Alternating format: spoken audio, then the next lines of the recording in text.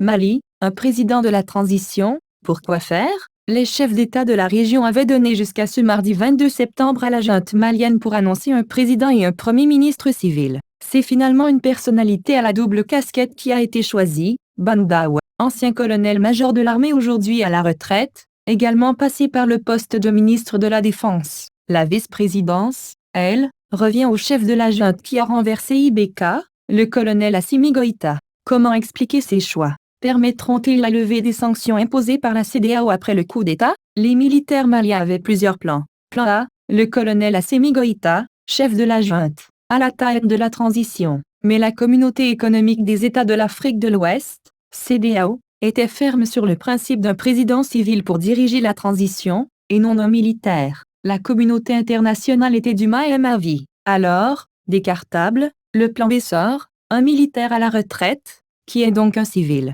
L'hypothèse revenait fréquemment dans les conversations ces derniers jours à Bamako. Elle avait même été évoquée clairement à Accra au cours de la rencontre entre la junte et la CEDEAO, qui ne s'était pas opposée à un tel scénario.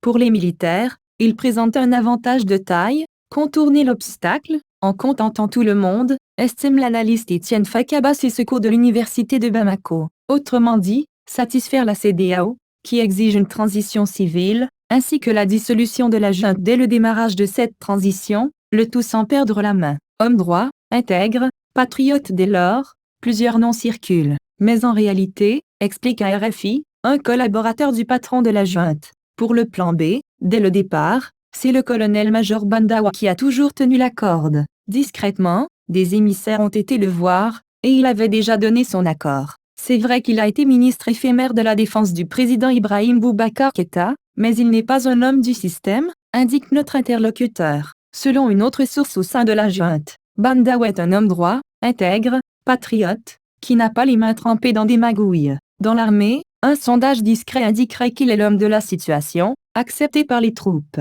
Ajoutons que d'après nos informations, des membres de la junte sont plus à l'aise avec lui, alors qu'ils font très peu confiance à une très grande partie de la classe politique malienne. Les inconnus partagent des rôles et positions du M5 cependant, il reste de nombreux inconnus, notamment sur le partage des rôles entre la présidence et la vice-présidence, qui revient au colonel Assimi Goïta, chef de la junte. La charte de la transition telle que présentée mardi dernier à la CEDEAO, lui donnait des prérogatives jugées disproportionnées, défense, sécurité, mais aussi refondation de l'État. Une attribution qui aux yeux des chefs d'État de la sous-région doit revenir au président. Ils ont donc exigé que la charte soit revue sur ce point, et que ce vice-président ne puisse pas remplacer le président en cas d'empêchement. La charte a-t-elle été modifiée en ce sens? Pas de réponse pour le moment. Beaucoup devrait dépendre aussi du choix du Premier ministre, pas encore désigné, et de l'attribution des postes clés au sein du gouvernement. Sans oublier l'inconnu que fait peser sur le processus la déclaration du mouvement M5 ce lundi soir. La coalition assure ne pas avoir participé au processus de désignation du nouveau président et estime qu'en l'état actuel des choses,